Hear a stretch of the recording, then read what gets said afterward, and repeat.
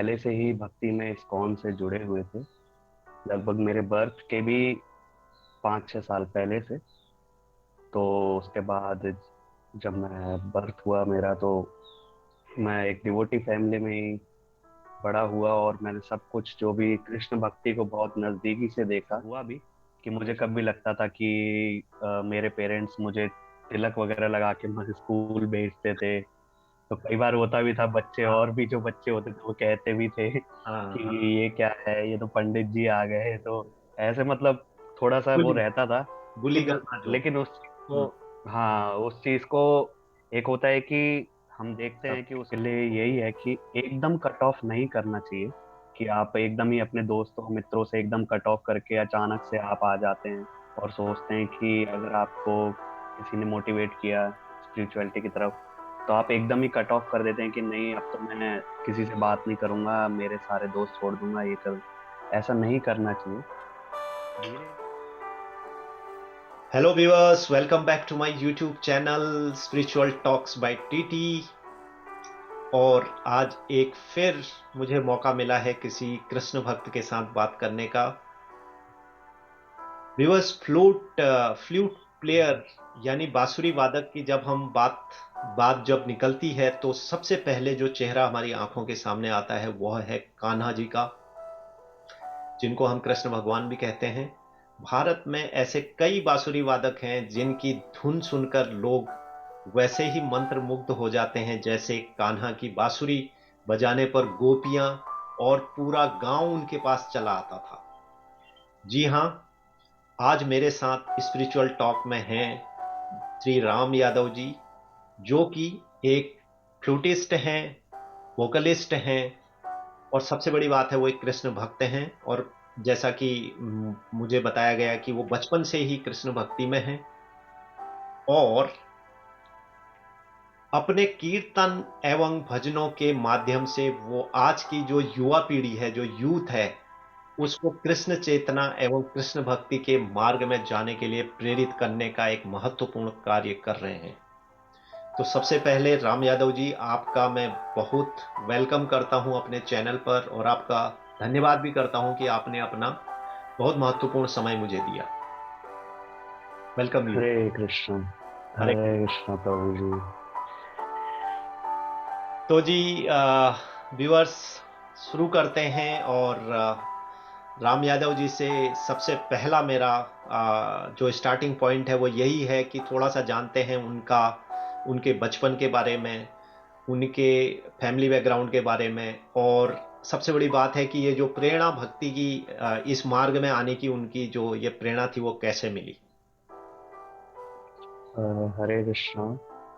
तो प्रभु जी का मैं पहले तो बहुत बहुत धन्यवाद करना चाहूंगा कि उन्होंने मुझे आमंत्रित किया इस शो पे आने के लिए और थोड़ा सा स्पिरिचुअल टॉक पे बात करने के लिए। तो जैसे कि प्रभु जी ने पूछा कि मेरे बचपन के बारे में, तो आम जो बचपन होता है वो सबका खेल कूद में ही जाता है। तो मेरा भी खेल कूद में ही था। लेकिन भक्ति जो था वो शुरू से ही मेरे घर में, जो मेरे पेरेंट्स थे, तो पहले से ही भक्ति में इस्कॉन से जुड़े हुए थे। लगभग मेरे बर्थ के भी 5-6 साल पहले से। तो उसके बाद जब मैं बर्थ हुआ मेरा, तो मैं एक डिवोटी फैमिली में ही बड़ा हुआ और मैंने सब कुछ जो भी कृष्ण भक्ति को बहुत नज़दीकी से देखा। हमेशा मंदिर जाना, लेकिन एक रहता ही था बच्चों में, जैसे खेल कूद होता था तो मैं और भी अपने जो मंदिर जाता था तो भक्तों से पूछता था कि ये चीज़ क्या है, ये चीज़ क्या है। तो उससे एक और मेरे को अंदर से होता था स्पिरिचुअली बढ़ने का आगे। जी। और जैसा जैसा वक्त बीतता गया, मैंने अपने पेरेंट्स से भी पूछा, फिर एक स्पिरिचुअल नॉलेज जो होती है वो धीरे धीरे आने लगी कि आध्यात्मिकता क्या है एक्चुअली में, कि कैसे इसको आगे बढ़ाया जाता है। ये सिर्फ एक चीज नहीं है जिसको लोग फॉलो कर रहे हैं, ये बहुत बड़ी चीज है।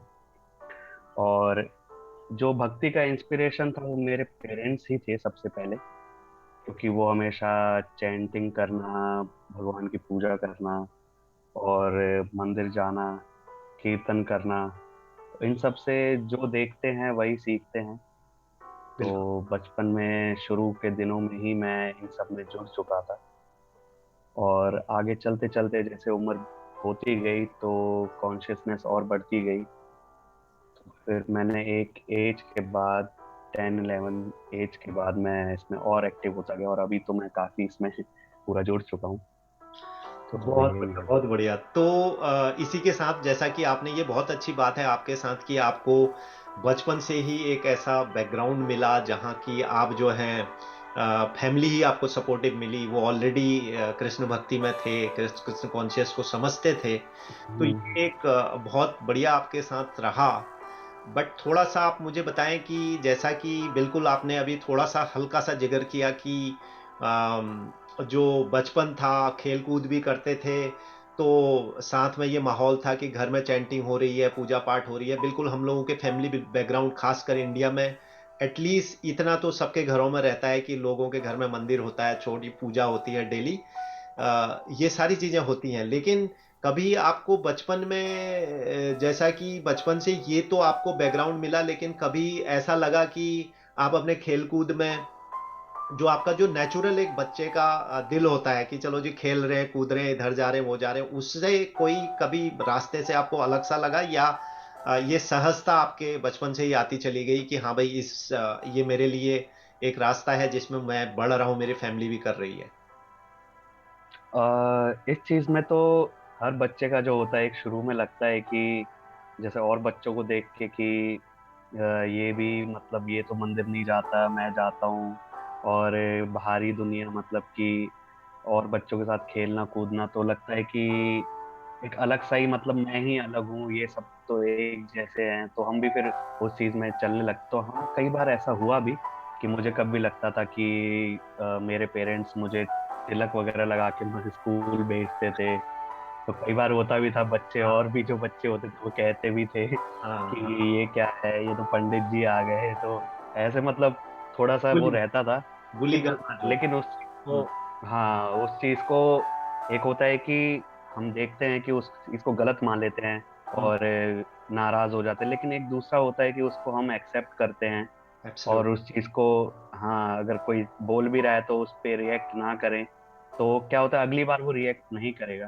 तो आजकल जो भी, मतलब मैं तो यही कहना चाहूंगा, कोई भी ऑफिस है, स्कूल है, अगर जाते हैं, अगर कोई बोलता है कि अरे पंडित जी आ गए या कुछ भी इन द सेंस, तो उस पे एक तरह से रिएक्ट ऐसे करें कि सामने वाला अगली बार को उसको अच्छे तरीके से ले, ना कि उस पे गुस्सा करें। तो क्या होता है, फिर वो एक हैबिट बन जाती है कि अरे ये तो गुस्सा करता है, चिढ़ता है, तो फिर दोबारा से वो चिढ़ाने के वो मूड में रहते हैं।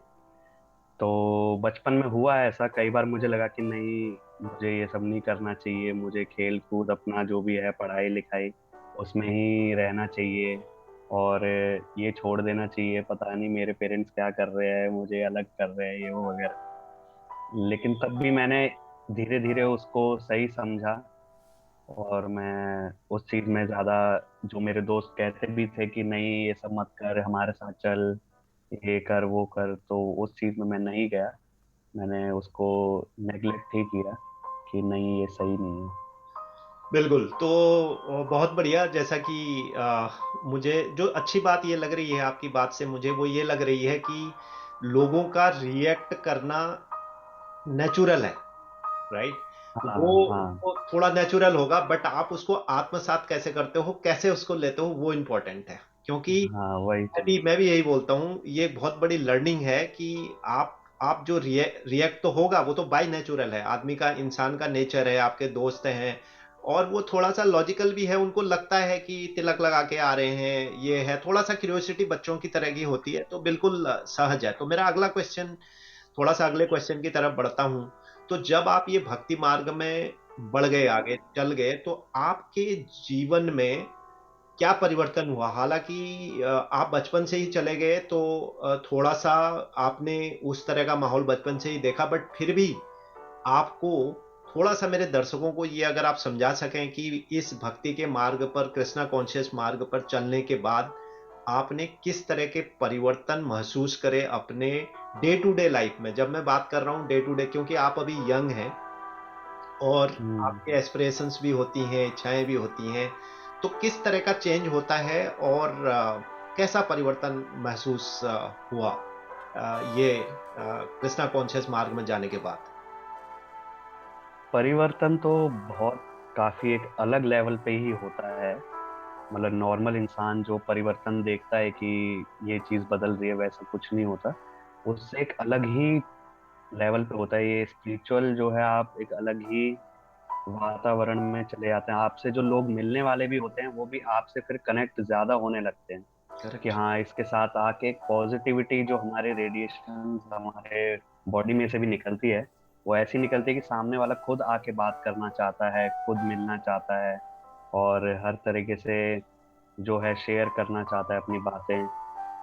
और दूसरा ऐसा था कि परिवर्तन में कि मेरे को अपना जो एक मेंटल पीस और क्या कहते हैं कि जो एक सोचने की शक्ति जो थी, वो काफी बढ़ चुकी थी कि मैं ये जो भौतिक संसार है इससे कैसे इसको डील करना है एक्चुअली में।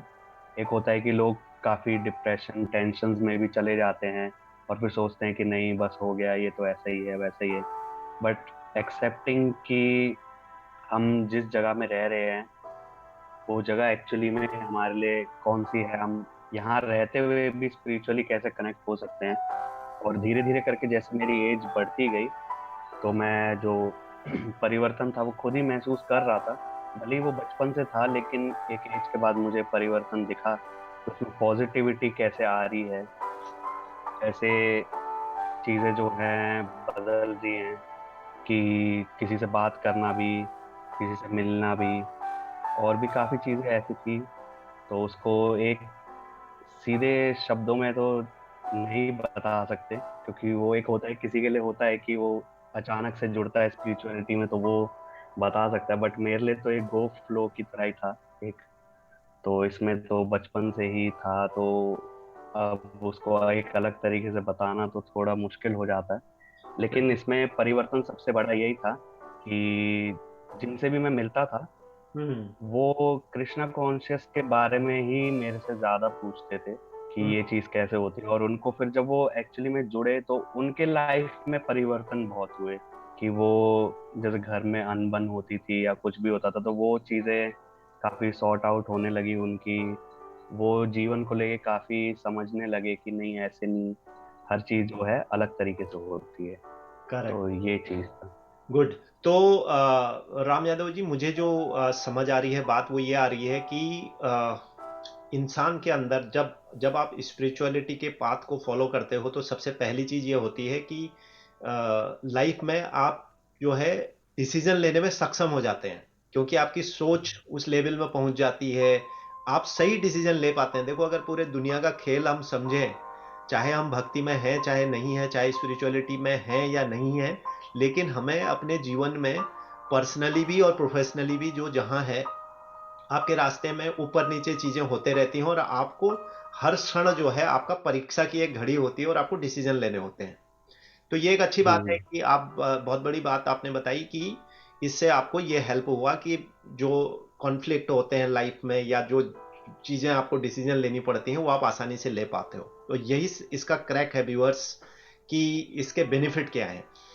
तो मैं थोड़ा सा इससे आगे की तरफ बढ़ता हूँ राम यादव जी। अगला क्वेश्चन जो मैं पूछने जा रहा हूँ, थोड़ा सा आपने उसका मुझे बताया, मगर still I would like to ask that. मैं आपसे स्ट्रेट वे आपकी एज तो नहीं पूछ रहा हूँ, लेकिन मुझे इतना समझ आ रहा है कि you are young, you are very young. हाँ। और जब आप यंग होते हैं तो अगर मैं आज का 80% पॉपुलेशन यंग एज की देखूं तो उनका जो झुकाव होता है, मतलब डेली पार्टी करना, एटलीस्ट वीकेंड आता है पार्टी में जाते हैं, घूमते फिरते हैं दोस्तों के साथ, और कभी ट्रैवल करते हैं, मौज मस्ती करते हैं, मतलब वो ये एक थोड़ा सा है नेचर होता है यंग जनरेशन में, राइट? कुछ करने की इच्छाएं, कुछ इधर जाने की, यानी कि जो मटेरियल लाइफ है हमारी, उससे काफी हम्म। कनेक्टेड होता है यूथ जो है। खासकर जो अडल्ट एज की जो एज होती है वो जो है काफी इस तरफ झुकाव रहता है। तो मेरा क्वेश्चन ये है कि वो सारी चीजों को या तो साथ लेकर के, या उन चीजों से, मतलब वो भौतिकतावादी जो चीजें हैं, जो मटेरियल लाइफ की जो चीजें हैं, उनसे ये डिवोशन का मार्ग पर आना या स्पिरिचुअलिटी का पाथ को चलना कितना डिफिकल्ट होता है, मैं ये समझना चाह रहा हूं। देखिए, ये आपका मैसेज सीधे उन युवाओं तक पहुंचने वाला है जो इसमें जाना चाहते हैं मगर कुछ ऑब्स्टिकल्स उनकी लाइफ में आती हैं। तो मैं ये समझना चाह रहा हूँ how difficult it is to move from your material life to devotion life और स्पिरिचुअल लाइफ। इसमें सबसे पहले तो सबके लिए यही है कि एकदम कट ऑफ नहीं करना चाहिए, कि आप एकदम ही अपने दोस्तों मित्रों से एकदम कट ऑफ करके अचानक से आप आ जाते हैं और सोचते हैं कि अगर आपको किसी ने मोटिवेट किया स्पिरिचुअलिटी की तरफ, तो आप एकदम ही कट ऑफ कर देते हैं कि नहीं अब तो मैं किसी से बात नहीं करूंगा, मेरे सारे दोस्त छोड़ दूंगा, ये करूँ। ऐसा नहीं करना चाहिए। धीरे धीरे उस चीज को एक्सेप्ट करना चाहिए। आप भले ही अगर क्लबिंग जाते हैं और कई अन्य जगह भी जाते हैं, कोई बैड हैबिट्स भी हैं, तो बैड हैबिट्स तो पहले छोड़ देनी चाहिए। लेकिन किसी जगह जाना, क्लबिंग जाना दोस्तों के साथ, अगर वो कहते हैं एकदम कट ऑफ नहीं करना चाहिए। नहीं तो फिर उससे क्या है कि जो है एक मित्रता जो है वो एकदम कम हो जाती है, और फिर आप नए दोस्त भले ही बना लें, लेकिन एक जो इम्पैक्ट होता है हमारे ऊपर, कि जो हमारे शुरू के मित्र होते हैं वो भी फिर सोचते हैं कि ये तो अलग हो गया है, इसका क्या वो है। और दूसरी चीज इसमें यही है कि जब हम धीरे धीरे बढ़ रहे होते हैं, तो उस चीज में हमें सहन शक्ति भी काफी होनी चाहिए। कई बार क्या होता है कि हम जैसे कहते हैं कि प्यूरिफिकेशन एक हमारा होता है, कि हमारे जब चैंटिंग वगैरह करते हैं हम और स्पिरिचुअली जब बढ़ते हैं, तो प्यूरिफिकेशन काफी होता है उसमें, कि हमें सुख से पहले दुख ही मिलता है। जो भी हमने गलत काम किए होते हैं तो वो कटते हैं, तो उसमें दुख ही हमें मिलता है। तो लोग सोचते हैं कि अरे हम तो सोचे थे कि डिस्को क्लब छोड़ के सुख मिलेगा यहाँ पे, हाँ, बट ये तो चैंटिंग करके पहले दुख ही मिल रहा है। तो ये हाँ, क्या किया जाए इस चीज का। हाँ। तो उस चीज में एक काफी बड़ा एग्जाम्पल भी जैसे होता है कि कई बार क्या होता है कि हम जो अच्छी चीज भी करते हैं वो पहले दुख में परिवर्तन होती है। तो मैं एक एग्जाम्पल काफी देता हूँ, जो भी मेरे से मिलते हैं, कि जैसे एक कीचड़ का तालाब होता है ना, हम्म। तो उसमें जितना अच्छा पानी डालेंगे, तो पहले तो वो अच्छा पानी भी कीचड़ ही बनेगा। ऐसा नहीं कि हमने पानी डाला तो सीधे ही अच्छा बन जाए। लेकिन जब हम धीरे धीरे पानी डालते जाते हैं, अच्छा पानी डालते जाते हैं, तो एक टाइम के बाद वो कीचड़ का तालाब भी जो है एक अच्छे पानी में बदल जाता है। तो इसी तरह से जो मन में हमारे गंदगी होती है, जो भी हम बुरी चीजें की होती हैं, तो पहले लगेगा कि हम अच्छी चीजें उसमें डालेंगे तो वो भी क्या होगा, दुख में परिवर्तन होगा। लेकिन धीरे धीरे करके एक समय के बाद जब माइंड को हम कंट्रोल कर लेंगे, तो फिर हमें पता लगेगा कि हम मेटीरियलिस्टिक रहते हुए भी स्पिरिचुअल चीजें कर सकते हैं। दोनों को बैलेंस करते हुए कैसे चल सकते हैं, ना कि हम, फिर क्या होगा कि हमारी आसक्ति जो होगी मटेरियल चीजों से वो बहुत ही कम हो जाएगी। और उसमें भी हम अपने मित्रों से मिलेंगे, भले ही क्लब भी जाएंगे, लेकिन वहां पे जाके कोई गलत चीज नहीं करेंगे। जाने में मतलब यूथ के लिए तो मैं ये बोलूंगा कि भले ही आप मित्र लोग के साथ जाते हैं, कोई बात नहीं, एक टाइम के बाद कट करना चाहिए, बट अचानक तो कट नहीं करना चाहिए। तो उसके बाद जब स्पिरिचुअली आप बढ़ते हैं, तो माइंड को जो है बहुत कंट्रोल करके रखना चाहिए आपको। एब्सोल्युटली। ये चीज। गुड। तो इसी से थोड़ा सा आगे की तरफ बढ़ता हूँ। बहुत अच्छी बातें आपने कही है। मैं तो ये ताज्जुब कर रहा हूँ कि इस एज में इतनी समझ आ आना जो है एक बहुत बड़ी बात है अपने आप में। माइंड कंट्रोल और ये सब चीज़ें तो इतनी बड़ी थ्योरी है, उसको समझने में इंसान की पूरी ज़िंदगी हम्म। लग जाती है, और जब तक वो प्रैक्टिकली उसको अपनाता है तो आधी एज हो जाती है। तो इस एज में आप हम्म। ये समझ रहे हैं, यही बहुत बड़ी अचीवमेंट है, और शायद यही मेरा एक मोटिव था कि मैंने जैसा कि शुरू में स्टार्टिंग में भी बोला कि मैं यंग लोगों के साथ इंटरेक्शन करता हूं, क्योंकि ये जो आजकल जो जनरेशन में चेंज हो रहा है ना, यही सबसे बड़ा है जो समाज में चेंजेस लाएगा, और पूरे एक ह्यूमैनिटी के एरिया में चेंजेस लाएगा।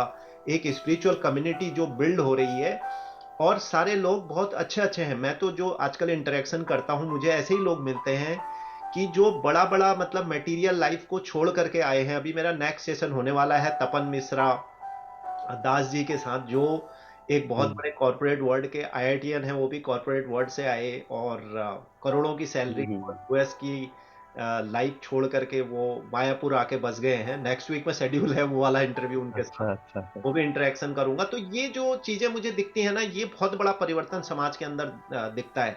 तो मैं इसी से आपको क्वेश्चंस को थोड़ा सा आगे बढ़ा रहा हूँ। अगला क्वेश्चन मेरा इसी से रिलेटेड था कि जब आपने भक्ति मार्ग पर चलना शुरू करा, आपने फैसला करा, और जैसा कि आप बोल रहे हो तिलक लगा के जाते थे जो लोगों को, तो जो आपके दोस्त थे, बचपन की बात मैं नहीं कर रहा हूँ, लेकिन जो उसके बाद अब जो आपके लोग हैं, आपके परिवार ने, तो मुझे समझ में आ गया कि पूरी फैमिली आपकी एक डिवोटी फैमिली है, तो ज़्यादा आपको परिवार से कोई चैलेंज कभी रहा नहीं होगा, रिश्तेदारों से। बट आपके जो दोस्त हैं, समाज के लोग हैं, बाकी लोग हैं, उन्होंने आपकी तरफ जो देखने का नजरिया था वो कैसा है आज की तारीख में? How they look at you as a this personality?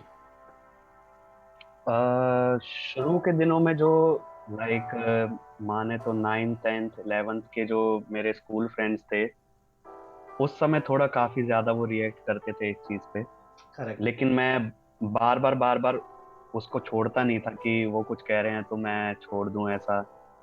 तो उस चीज पे क्या था, अगर अभी देखें, अभी मैं कॉलेज लाइफ के आगे आगे, तो वो अभी भी मेरे से कनेक्ट हैं, जो भी मेरे पहले के फ्रेंड्स थे। लेकिन अब वो भी समझ चुके हैं कि मैं इस चीज में हूँ और मैं इस चीज को एक्सेप्ट करता हूँ, और जो भी मेरा सोशल मीडिया है वो उस पर जुड़े हुए हैं, तो वो सब लोग उस चीज को देखते हैं। तो शुरू के दिनों में तो वो पहले कहते थे कि नहीं ये छोड़, इधर चल, क्लब चल, ये करते हैं, काफी अलग अलग तरह की चीजें, यूथ्स में काफी चीजें जो फेमस होती रहती हैं, खैर अभी तो बता नहीं सकते, लेकिन करेक्ट। वो काफी चीजें होती हैं उसमें।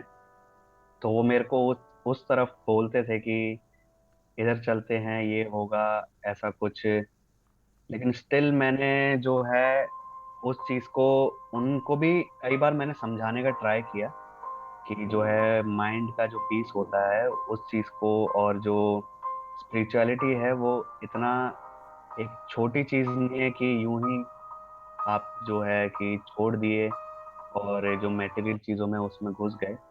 तो फिर उन्होंने कुछ समय तो मेरे को बोला, लेकिन उसके बाद अभी जो है वो फ्रेंड्स जो मेरे जुड़े हुए हैं, वो एक्चुअली में अब इस्कॉन से कनेक्ट हो चुके हैं, और वो खुद भी चैंटिंग वगैरह करने लगे हैं, कुछ मेरे जो फ्रेंड्स हैं। तो इतना तो मेरे लिए फ्रेंड्स और रिलेटिव्स का तो इशू नहीं रहा, काफी सिंप्लीफाइड ही था। तो बस बचपन में थोड़ा था वो, लेकिन अभी तो जो मेरे फ्रेंड्स हैं वो खुद आते हैं इस्कॉन।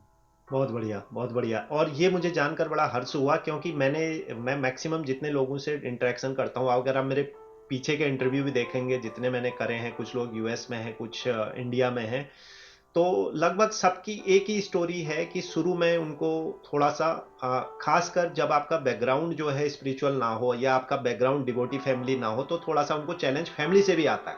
तो ये बहुत बढ़िया अच्छी बात है। और जो बचपन वाली बात जो आप कह रहे हैं, मैंने आपको बताया बचपन वाला तो आपका कंसिडर ही नहीं कर सकते हैं, क्योंकि बचपन में वो बाय नेचुरल है, बच्चे हैं।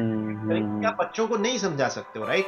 तो वो बस। बचपन वाले को छोड़ देते हैं। लेकिन यंग वाली बात आपने बहुत अच्छी बताई कि आपको फैमिली सपोर्ट है, पेरेंट्स का सपोर्ट, रिलेटिव का सपोर्ट, और आपके दोस्त भी अब कन्वर्ट, मतलब चैंटिंग कर रहे हैं, कृष्ण भक्ति की तरफ जा रहे हैं, स्पिरिचुअलिटी को समझ रहे हम्म। हैं। ये एक बहुत बड़ा परिवर्तन है, मतलब ये छोटा परिवर्तन नहीं है, बहुत बड़ा परिवर्तन है।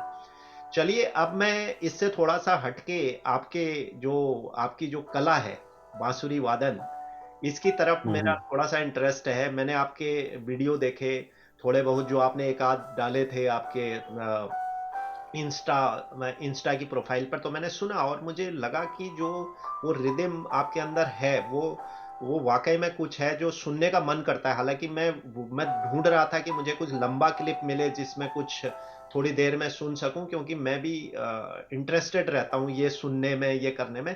तो मैं इसी से आपका मेरा अगला क्वेश्चन है कि ये जो बांसुरी वादक की जो कला थी आपकी, ये आपका शौक था, या जब कृष्ण भक्ति की तरफ आप आए उसके बाद इसकी तरफ झुकाव हुआ? It is a passion for you, or it is after coming into Krishna conscious path, you feel that, or you start this? अगर सिंपल शब्दों में मैं कह सकूं तो कृष्णा कॉन्शियस से ही हुआ ये।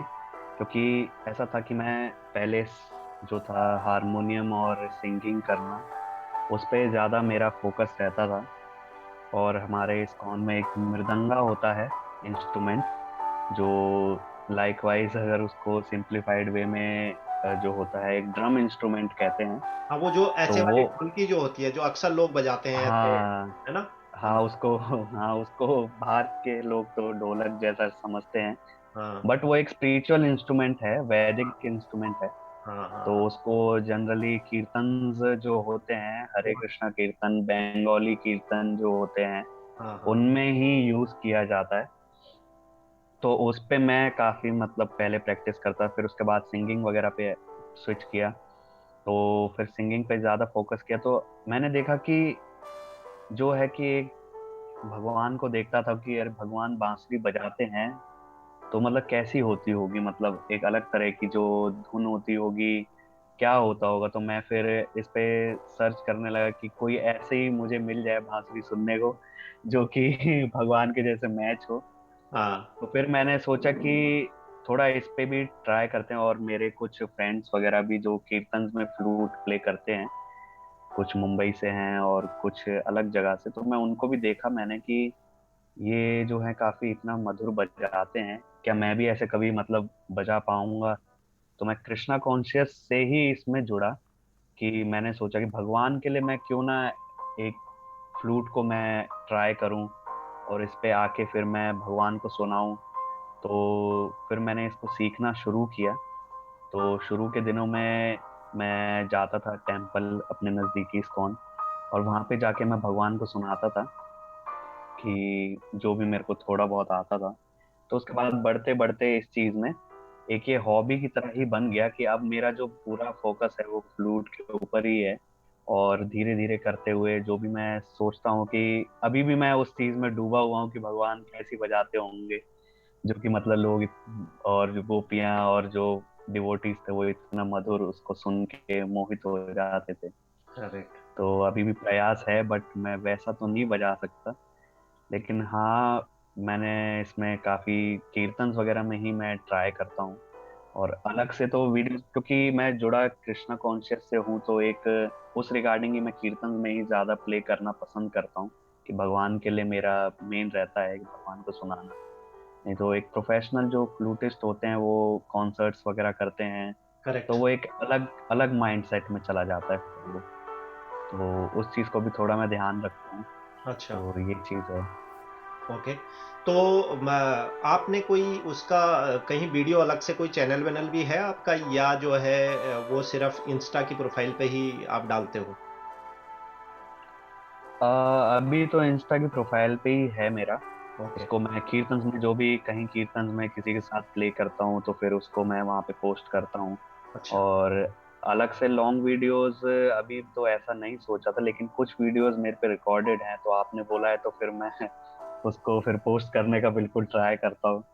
हाँ, लॉन्ग नहीं तो वीडियोस जो उससे हैं। ये होगा, देखो बहुत सारे लोग हैं जो हाँ। ये सुनना पसंद करते हैं। इवन मैं भी जो है फ्लूट मेरा वन ऑफ द, जो मैं सुनने की बात कर रहा हूँ, मैं बहुत लोगों के मैंने अपने रखे हैं, और मैं खासकर आपको बताता हूँ, जब मैं बेड पे जाता हूँ सोने के लिए और मैं उसको प्ले करके जो है मैं सो जाता हूँ, और उसके बाद जो मेरा पूरा माइंड एकदम डिफरेंट एक उसमें चला जाता है। चाहे वो कोई भी, डजेंट मैटर कि वो कौन सा गाना बज रहा है, उसका सॉन्ग क्या है, बट वो जो बांसुरी की जो धुन है ना, वो आपको एक डिफरेंट लेवल में आपके माइंड को लेके जाती है, और उसके बाद नींद भी आपको अच्छी आती है, और जो है मतलब एक तरह से लोरी का काम करती है मेरे लिए। हाँ, it's a like therapy type की, मतलब आपको स्लीपिंग थेरेपी, मतलब सुन के म्यूजिक का जो है हाँ। वो एक करेक्ट। अच्छी नींद, या कैसे कह सकते हैं कि रिलैक्सिंग मूड हमारा बन जाता है। Correct, absolutely. तो बहुत बढ़िया बात है, आप इसमें जुड़े हुए हैं। अब मैं अपने मूल टॉपिक वापस स्पिरिचुअलिटी की तरफ जाता हूँ। आप मुझे वो क्लिप भी शेयर करिएगा अपने बांसुरी वादन के, अगर कुछ कर सकते हैं तो। हाँ जी, हाँ जी। और मैं उनको कहीं पर यूज भी करना चाहूँगा, अगर आप अलाउ करेंगे। कुछ जो आपके रिकॉर्डेड हैं अगर आप अलाउ करेंगे, तो मैं कई, जैसे मैंने अभी वहाँ का जन्माष्टमी के टाइम पर कृष्ण के कुछ बनाता हूँ। प्लस मैं हम्म, जैसे अपने अभी होली के मैंने ब्रिज के उसके कई कई वीडियो बनाए हैं, तो उस पर अच्छा अच्छा। मैं वो चीजें यूज करता हूँ। अगर आप अलाउ करेंगे तो मैं यूज कर सकता हूँ। हाँ जी हाँ जी। हाँ, तो मैं अब बढ़ता हूँ स्पिरिचुअलिटी की तरफ, थोड़ा सा उस पर थोड़ा सा हल्का सा डीप डाइव करते हैं। तो मैं आपसे ये समझना चाह रहा हूँ, आप यूथ को अगर स्पिरिचुअलिटी बताना चाहते हैं, स्पिरिचुअलिटी की मैं बुकिस डेफिनेशन पे कभी नहीं जाता, लेकिन मैं थोड़ा सा ये समझना चाहता हूँ, एक आम आदमी, आप भूल जाइए कि वो एक कृष्ण भक्त है या कोई डिवोटी है या नहीं है, कुछ भी है, एक आम इंसान जो कि अपनी जिंदगी में कोई भी काम कर रहा है, कोई भी प्रोफेशन में है, वो इस उसके लिए अगर आपको स्पिरिचुअलिटी को डिफाइन करना है तो कैसे करेंगे? उसके लिए स्पिरिचुअलिटी तो डिफाइन कर लेंगे ना, पहले मैं उसको मेटीरियलिस्टिकली उसको समझाने का ट्राई करूंगा कि ये कोई आपको हम ले जाके कोई सन्यासी नहीं बना देंगे। कई बार होता है जो कॉमन मैन होता है वो समझने लगता है कि मेरे को गीता दे रहे हैं या कुछ ऐसा दे रहे हैं तो मेरे को कुछ अलग ही बना देंगे। तो वैसा कुछ भी नहीं है। आप जो भौतिक जीवन है उसमें रहते हुए भी एक आध्यात्मिक जीवन को समझ सकते हैं। तो उनके लिए यही है कि आपको जो जीवन जीने का जो एक्चुअल मैनुअल है वो स्पिरिचुअलिटी से ही पता लग सकता है। भले ही आप रहना खाना सब कुछ सीख रहे हैं, लेकिन आप उस चीज में कैसे रहते हुए स्पिरिचुअलिटी जो है, आध्यात्मिकता जो है, भगवान से जुड़ना कैसे है उसको, आपके जो इस जीवन के बाद क्या करना है। यहाँ तो आप जी रहे हैं, तो इस जीवन के बाद आप क्या करेंगे, आप पिछले जीवन में क्या थे। अभी आपको मनुष्य जीवन मिला हुआ है, तो उस चीज के बाद आपको क्या करना है। तो ये सब मैं उनके लिए यही बोलना चाहूंगा कि जो कॉमन मैन है वो ऐसा ना समझें कि ये कुछ अलग ही है। इसको इस तरह से लें कि ये जो है ये पहले है, उसके बाद हमारी लाइफ है। कि हम जहाँ से आए हुए हैं किसी ने कुछ तो हमें बनाया है, भगवान ने हमें बनाया है। कई लोग बोलते हैं कि कोई भगवान नहीं है, ऐसे नहीं है। उनके लिए ऐसा ही है कि जैसे कि कहते हैं कि किचन में कुकी बनाते हैं ना, हाँ। तो क्या है कि कई लोग कहते हैं कि बिना उसको जो आटा होता है या जो भी होता है उसमें बिना तेल डाले या कुछ भी किए हुए वो बस कुकी बन गई। ऐसा मानते कि ये जो संसार में है ये बस ऐसे ही आ गया, किसी ने बनाया नहीं। तो उस चीज को ऐसा नहीं मानना चाहिए, उसको मानना चाहिए कि जो भी चीज किसी ने बनाया है उसको पहले किसी तरह से सोच के, और भगवान ने एक तरह से मनुष्य को जो शरीर बनाया है वो कितना परफेक्ट है उसको भी समझना चाहिए। कि आध्यात्मिकता के वे से देखें तो बिना, आजकल तो इलेक्ट्रिसिटी के या किसी पावर के कुछ चीज चलती नहीं है, लेकिन हमारा शरीर तो मतलब एक तरह से ऐसा है जिसमें कि अगर देखें तो कुछ ऐसा नहीं लगा हुआ है कि जो ऐसा चल रहा है। करेक्ट। बस स्टिल कॉमन मैन के लिए जो है स्पिरिचुअलिटी में ऐसी सिंपल वे में डिफाइन करूंगा कि अगर आपके लाइफ में, अगर आप अपनी लाइफ को कैसे चलाना चाहते हैं वो सीखना चाहते हैं तो ये आध्यात्मिकता आपको सीखनी पड़ेगी। करेक्ट। तो बहुत बढ़िया बात आपने कही, और मैं इसमें थोड़ा सा एक ऐड कर देता हूँ अपनी तरफ से, जो मैं यूजुअली करता हूँ जब भी डिस्कशन करता हूँ। मेरे हिसाब से मैं भी ऐसा मानता हूँ कि स्पिरिचुअलिटी का कोई धर्म, जाति, संप्रदाय या इससे कोई लेना देना नहीं है। स्पिरिचुअलिटी, अध्यात्म जो है, वो कॉम्प्लीमेंट करती है आपके रिलीजन को। ये एक बात है कि जब आप डिवोटी होते हैं तो आपको वो मार्ग में जाना ही जाना होता है। और उसके अलावा जो स्पिरिचुअलिटी है, आध्यात्मिकता है, वो जीवन जीने की कला है बेसिकली। अगर आप हम्म। आपके हर चीज में, अगर आपकी थॉट प्रोसेस स्पिरिचुअल है, तो आप एक अच्छा रिजल्ट प्रोड्यूस कर सकते हैं। जैसे आप अपने लाइफ में रिलेशन अच्छे मेंटेन करने हैं, चाहे वो आप प्रोफेशनल लाइफ में है, मैं आईटी में जॉब करता हूं तो मेरी भी एक प्रोफेशनल लाइफ है, राइट। मेरे सीनियर है, मेरे जूनियर है, टीममेट्स हैं, तो उनके साथ एक रिलेशन मेंटेन करना, तो अगर आपकी थॉट प्रोसेस स्पिरिचुअल होगी तो you will able to achieve the good relation in your life as well. तो ऐसे बहुत सारे बेनिफिट है।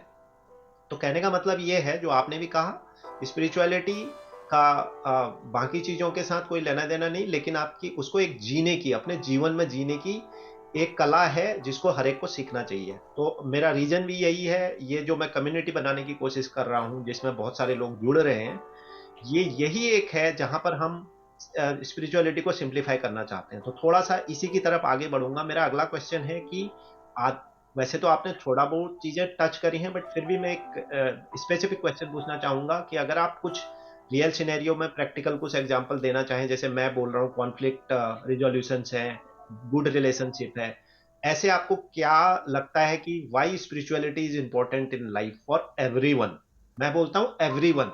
अच्छा, मैं ये भी मानता हूं, इसी के क्वेश्चन के साथ जोड़ देता हूं कि by birth everybody is a spiritual. Actually by birth spiritual है, तभी तो हम बोलते हैं ना कि बड़ों का सम्मान करो, इससे ऐसे बात मत करो। ये कहां से आती हैं ये शिक्षाएं? यही तो स्पिरिचुअलिटी है, राइट? बाय बर्थ हर आदमी स्पिरिचुअल है, लेकिन वो धीरे धीरे उन मूल्यों को छोड़ देता है। तो मैं अगला क्वेश्चन यही आपसे जानना चाहता हूं कि why spirituality is important for everyone life.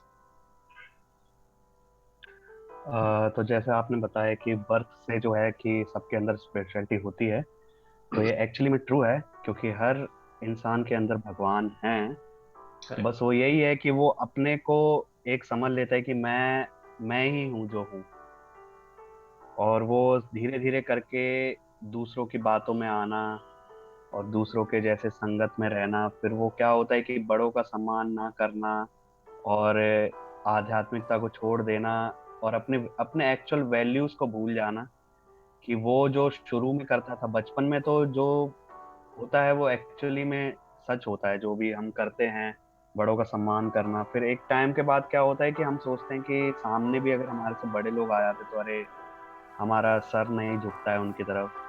तो ये क्या है, ये एक आदर सम्मान जो है हम खो देते हैं।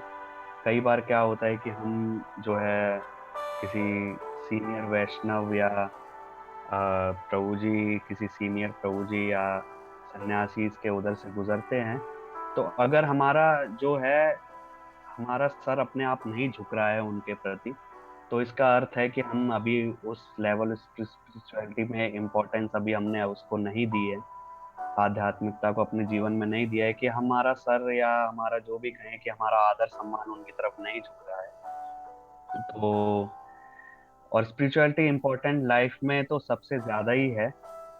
उसका मेन जो है कि एक तो जो जीवन जीने की कला, जैसे आपने बताया, तो वही है कि हम जी तो रहे हैं लेकिन हमें पता नहीं हम जी क्यों रहे हैं। ट्रू। तो ये जानने का हमारा को बहुत ज्यादा उत्सुकता अंदर से रहनी चाहिए। और जो है कि एक आपने बताया भी कॉन्फ्लिक्ट्स वगैरह जो हैं उनको डील करना, या मैंने भी बताया कि लड़ाई झगड़े जो होते हैं उनको डील करना, तो आज की लाइफ में तो लड़ाई झगड़ों के मुझे तो लगता है लड़ाई झगड़ों में बात होती है लोगों से करेक्ट। बातों में लड़ाई झगड़े नहीं होते। तो लोग अपने ईगो को जो है वो सेटिस्फाई करने के लिए जो है बात करते हैं कि नहीं उसने ऐसे बोला वैसे बोला। अगर हमारे अंदर जो है विनम्रता नहीं होगी है, या हमारा हृदय नम्र नहीं होगा, कि हम शांत नहीं होंगे, तो उससे क्या है कि हम हमेशा ऐसा ही सोचते रहेंगे कि सामने वाले से किस तरह से हम ईगो सेटिस्फाई कर लें, और जो है कि किस तरह से मेटेरियलिस्टिक होके इंजॉयमेंट को हम पा लें, और कई चीजें जो है उस चीज को कैसे कर सकें। तो स्पिरिचुअलिटी में जो है वो सबसे मेन तो यही है कि स्पिरिचुअलिटी के शब्द से ही यही कहना चाहूंगा कि भगवान से जुड़ना सबसे ज्यादा जरूरी है, क्योंकि अगर हम किसी को अपने ऊपर रखते हैं तभी हम विनम्र हो पाते हैं, हम तभी हम सोच पाते हैं। हम करेक्ट। ही अपने को ऊपर रख लेंगे तो फिर कैसे उस चीज में हम शांत और वो सब हो पाएंगे। करेक्ट। करेक्ट। करेक्ट। तो सबसे इम्पोर्टेंट तो भगवान को हमेशा आगे रखने का होता है। और जब आप भगवान से जुड़ेंगे तो आप कुछ भी, एक भी चीज छोटी सी भी करेंगे तो वो आपके लाइफ में बहुत इम्पैक्ट देगी। और जीने से ज्यादा उस चीज को समझना जरूरी है कि सिर्फ स्पिरिचुअलिटी में जिए नहीं जा रहे हैं, उस चीज को समझना भी चाहिए कि क्या हम सही में जो चीज कर रहे हैं वो सही है कि नहीं है। तो करेक्ट। ये चीज। करेक्ट। तो बहुत बढ़िया बात आपने बताई है, और शायद जो युवा हैं आज की पीढ़ी के, वो इस बात को समझेंगे और इसके बेनिफिट को उठाएंगे कि स्पिरिचुअलिटी हमेशा कॉम्प्लीमेंट करती है। एक बात ये, हर चीज़ में कॉम्प्लीमेंट करती है, चाहे आपका प्रोफेशनल लाइफ हो चाहे पर्सनल लाइफ हो, आपको कॉम्प्लीमेंट ही करेगी, आपको फ़ायदा ही पहुंचाएगी। और दूसरा जो बात आपने बोली, भगवान में किसी को आप माने, चाहे आप किसी को भी मानते हैं, कृष्णा हो, शिव हो, माता हो, जिसको भी जो माने, लेकिन वो मानने से, ये बहुत बड़ी बात आपने बोली कि एक आपको एक अंदर से, मैं उसको दूसरे तरीके से बोल रहा हूँ, उसको अंदर से आपको एक मोटिवेशन रहता है, हर काम करने का एक मोटिवेशन रहता है, जिसको हम कहते हैं ना कि दुनिया की कोई भी मोटिवेशन आपको मोटिवेट नहीं कर सकती है अगर आप अंदर से मोटिवेटेड नहीं होते हैं। आप अंदर से हम्म। मोटिवेटेड होते हैं क्योंकि ये चीजें आपके साथ होती हैं, इसीलिए हम नित्य पूजा करते हैं, पाठ करते हैं, चैंटिंग करते हैं, राइट? तो उसका आधार ही यही है कि आपको शुरुआत जो आपकी दिन की हो रही है, वो पूरा दिन आपका एक सकारात्मक दिन जाता है, पॉजिटिविटी बनी रहती है, तो आप जो भी काम कर रहे होते हैं अपनी जिंदगी में, उसमें आपको कर सफलता मिलने की गारंटी होती है। तो बिल्कुल आपने बहुत बड़ी बात कही। तो अब मैं अगला प्रश्न मेरा ये है कि ऑब्वियसली अगर आप एस्कॉन से बचपन से जुड़े हैं तो गीता से आप, गीता आपने जरूर पढ़ी होगी, अब तो कई बार पढ़ दी होगी आपने गीता। हम्म। तो मेरा क्वेश्चन ये है कि गीता के ऐसे कोई दो महत्वपूर्ण या एक महत्वपूर्ण ऐसी कोई ज्ञान गीता का जिसने आपके जीवन में प्रभाव डाला हो, अगर आप ये बता सकें तो ये बहुत अच्छी सीख होगी हमारे व्यूअर्स के लिए। और वो लोग जो गीता पढ़ना चाह रहे हैं, पढ़ते हैं पर समझते नहीं हैं, उनके लिए थोड़ा सा वो जोड़ पाएंगे कि गीता के जो लॉ हैं वो, भगवत गीता के जो लॉज हैं जो कृष्णा ने दिए, वो उनके रियल लाइफ में कैसा बेनिफिट देते हैं। इसमें मैं बहुत सिंपल ही श्लोक को बताना चाहूँगा। सबसे सिंपल शायद, जो भी नए लोग शायद जुड़ना चाहते, क्योंकि मैं जनरली जो नए लोग जुड़ना चाहते हैं उन पे ही ज़्यादा फोकस रखता हूँ।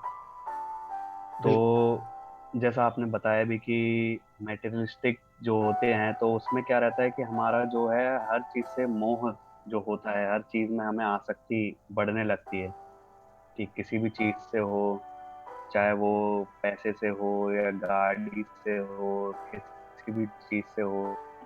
तो इस पे एक श्लोक है, देहिनो अस्मिन् यथा देहे कौमारम यौवनम जरा तथा देहांतर प्राप्ति धीरस्तत्र नमोयते। तो इसका अर्थ यही है कि जिस प्रकार से शरीर के जो हम कपड़े पहनते हैं, जब वो कपड़ा पुराना हो जाता है तो फिर हम नए कपड़े पहनते हैं, वैसे ही शरीर में जो है आत्मा होती है, जब वो शरीर पुराना हो जाता है तो नए को लेती है।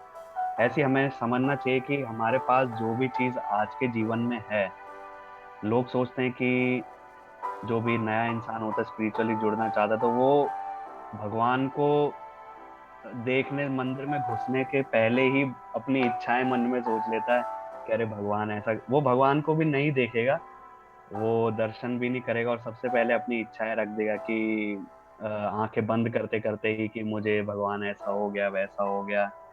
सोचिए आप अपने गेट पे खड़े हुए हैं घर के, मतलब कोई अचानक से नॉक किया और आपने गेट खोला, कोई हाय हेलो कुछ नहीं, और सीधे बोला अरे मुझे ये पैसे दे दो, और ये तो आप भी एक बार को सोचेंगे कि अचानक से आके, मतलब बिना कुछ बोले, और एकदम मुझसे हेल्प की नीड।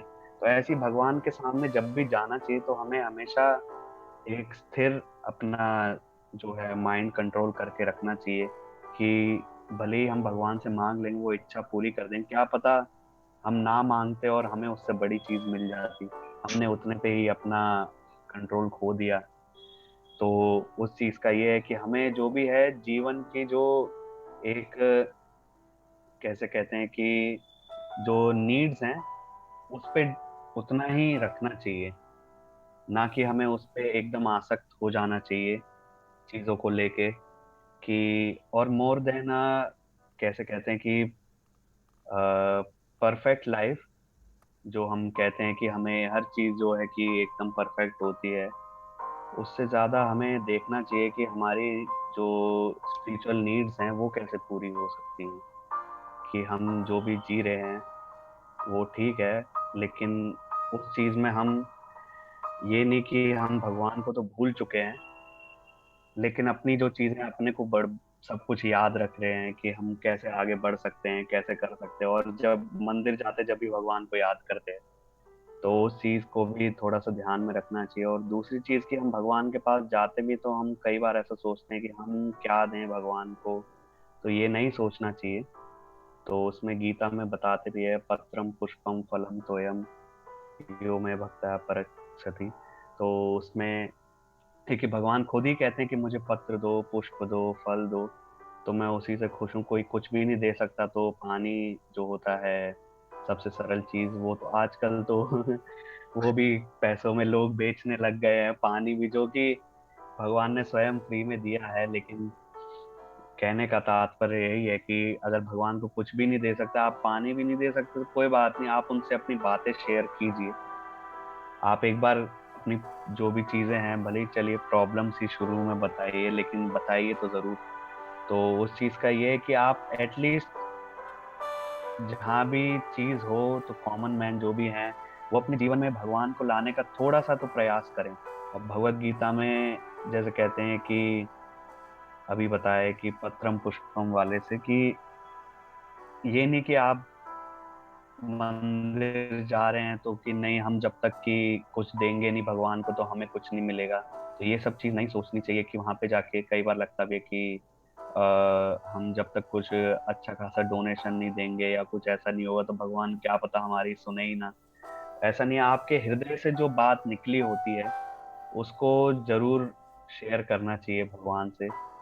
और उस चीज में स्पिरिचुअलिटी को आगे रखने के लिए सबसे पहले तो भगवान के चरणों में पहले हमेशा अपना सर झुकाना चाहिए कि हे भगवान, जो भी हम कर रहे हैं कार्य, चाहे आप ऑफिस जा रहे हो या कुछ भी कर रहे हो, तो गीता से एक मैनुअल मिलता है कि हमें अपने ऊपर, जैसा आपने बताया भी, कोई भी भगवान है उनको रखना चाहिए। जरूरी नहीं कि आप गीता पढ़ रहे हैं तो ऐसा कि गीता पढ़ने के बाद आप सब भूल जाएं अपने जो भी हैं। उन सबको नहीं, उन सबको भी हमेशा याद रखते हुए गीता के थ्रू, गीता एक मैनुअल है, तो उसको पढ़ के आप समझ सकते हैं कि हमें लाइफ कैसे जीनी। तो ये चीज है। करेक्ट। तो बहुत बढ़िया बात आपने कही। जो मुझे समझ आया वो ये आया कि अगर हम हमें गीता में वो श्लोक जो आपने बताया वो यही हमें बता रहा है कि आप सेल्फलेस जब कोई चीज करते हैं, सेल्फलेस रहते हैं, जहां पर आपकी कोई इच्छा नहीं होती है, कोई मोटिव नहीं होता है लाइफ में, तो वो सिर्फ मंदिर जाने का एग्जाम्पल एक बहुत सरल आपने बताया, बट इसके अलावा बाकी चीजें भी, अगर मैं किसी को थोड़ा सा मदद कर रहा हूं तो आजकल होता ये है, होता उल्टा है कि आप मदद कर रहे होते हैं लेकिन आप एक्सपेक्ट कर रहे होते हैं कि इसके रिटर्न में आपको कुछ मिलेगा, राइट? तो वही वही चीज है जिंदगी में। जी। और गीता तो बहुत बड़ा टॉपिक है, मैं कभी कुछ इस पर अलग से भी कभी टॉक करेंगे, we will talk in a group Gita के ऊपर। वो बहुत बड़ा टॉपिक है, बहुत बड़ी सीख है और उसके अंदर बहुत सारी चीजें हैं। ये तो एक एग्जांपल आपने दिया, बहुत सारी चीजें हैं जो पूरे लाइफ को कंट्रोल करने की चीजें ही आपको गीता के अंदर, भगवत गीता के अंदर मिलती हैं। खासकर अगर आप देखें मन का कंट्रोल करना, थॉट, बिकॉज जो पूरा आपको ड्राइव कर रहा है एक्चुअली। तो ऐसे बहुत सारी चीजें हैं जो मुझे गीता की पसंद हैं और जो मैं कोशिश भी करता हूं कि मैं भी खुद इंप्लीमेंट करता हूं, तो उसके फायदे हैं। अब मैं बढ़ता हूं अपने अंतिम पड़ाव की तरफ, मैं जा रहा हूं, लगभग लगभग समाप्त है और आपसे बात करने का बड़ा मजा आ रहा है, मगर समय की पाबंदी आपके साथ भी हमारे साथ भी। तो मेरा लास्ट क्वेश्चन, क्वेश्चन नहीं है बल्कि ये है कि अंत में आप मेरे व्यूअर्स को अगर कुछ मैसेज देना चाहते हैं, जो लोग स्पिरिचुअलिटी के पाथ पर जाना चाहते हैं या डिवोशन डिवोशन की पाथ पर जाना चाहते हैं, तो उनको आप ऐसे क्या सकारात्मक मैसेज देना चाहेंगे? उनके लिए एक मैं चीज कहना चाहूंगा कि आजकल जो है मेटीरियलिस्टिकली हम देखते हैं कि सब लोग सोचते हैं कि सक्सेसफुल लाइफ हमें चाहिए। बल्कि सक्सेसफुल लाइफ अच्छी बात है, आपके सक्सेस होना जरूरी है लाइफ में, लेकिन जब तक आप सेटिस्फाइड नहीं है, मोर देन सक्सेसफुल, आपको सेटिस्फाइड होना जरूरी है। आपके पास हर चीज हो जाएगी लेकिन आपको लगेगा कि अभी भी कमी है। और किसी के पास जीवन में कुछ भी नहीं होता तब भी वो इतना खुश होता है कि सेटिस्फाइड है अपने जीवन से, भले ही वो सक्सेसफुल हो या ना हो, वो दूसरी बात है, लेकिन सेटिस्फाइड होना बहुत जरूरी है।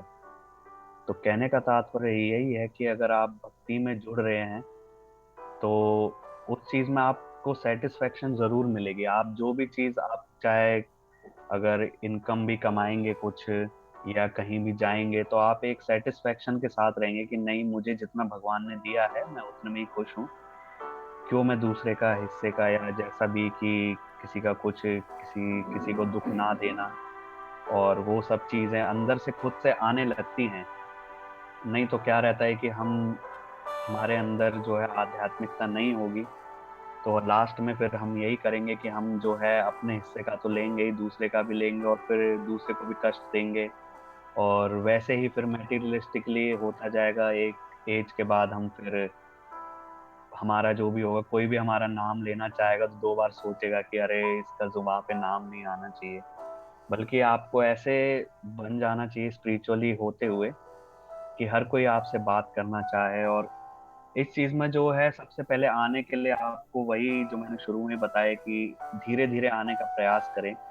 क्योंकि जो एक अंदर से पावर आ जाती है या उत्साह आ जाता है अंदर से कि स्पिरिचुअली देखा किसी को तो अंदर से आ गया, तो कई बार क्या होता है, वो जब ज्यादा खुशी भी जब आ जाती है तो वो भी एक तरह से कई बार होती है कि हम अपने पेरेंट्स को भी भूल जाते हैं, या उनको भी कई बार होता है कि जो यूथ्स होते हैं वो क्या करते हैं कि घर वाले कुछ बोलते हैं कि आप ऐसे क्यों जा रहे हो मंदिर वगैरह, तो उनको ही उल्टा बोल देते हैं। हम्म। तो इतना भी अचानक से कट ऑफ नहीं करना चाहिए। उस चीज में सबको बताते हुए कि धीरे धीरे करते हुए ही बढ़ना चाहिए। अगर आपकी फैमिली सपोर्ट कर रही है तो फिर बहुत अच्छी बात है। अचानक से अगर सपोर्ट करती है कि आपने बताया उन्हें और अचानक से वो बोलते हैं ठीक है हमें तो अच्छा लगा, तो अच्छी बात है। ऐसा नहीं कि पेरेंट्स, रिलेटिव्स, फ्रेंड्स सबको एकदम ही नेग्लेक्ट कर दिया कि नहीं अब तो मैं जो है कि सब कुछ छोड़ के बस यही करूँगा। वो अच्छी बात है अगर आपने बहुत ही अच्छा डिसीजन लिया है। लेकिन ऐसा नहीं कि अगर आपके ऊपर कोई डिपेंड है, अगर आप मैरिड लाइफ में हैं, आपके ऊपर कोई डिपेंड है, तो उनको भी एक बार सोचते हुए आना चाहिए। और भक्ति का अर्थ जो ये नहीं है कि आपको सब कुछ छोड़ देना है और रिस्क में आ ही जाना है। आपको एक स्पेसिफाइड समय देने का जरूरत है उस चीज में। आप स्पिरिचुअलिटी को सिंपल वे में कहे तो आप मेडिटेशन के थ्रू उसको ज्यादा, उसको अपने अंदर ला सकते हैं मेडिटेट करते हुए। जो करेक्ट। भी योगा वगैरह है। और सबसे बड़ी बात जो है गीता में भी बताया हुआ है, भक्ति योग जो कहते हैं उससे।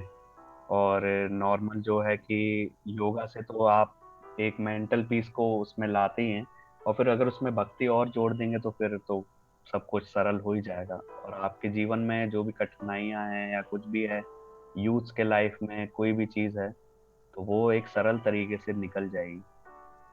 बिल्कुल जी, तो बहुत बढ़िया मैसेज मेरे व्यूअर्स को बिल्कुल क्लियर कट आपने समझाया, और इसी के साथ मैं इस वार्ता का यहाँ पर अंत करूँगा, और आपका बहुत बहुत एक बार धन्यवाद, आपने समय दिया।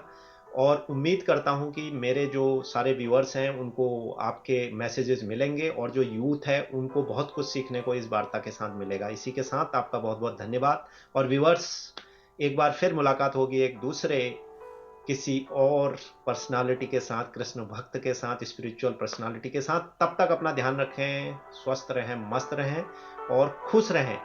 पीस और खुशी जो है जिंदगी की सबसे बड़ी जरूरत है। नमस्कार राम यादव जी, बहुत बहुत धन्यवाद। राधे हरे राधे। कृष्ण।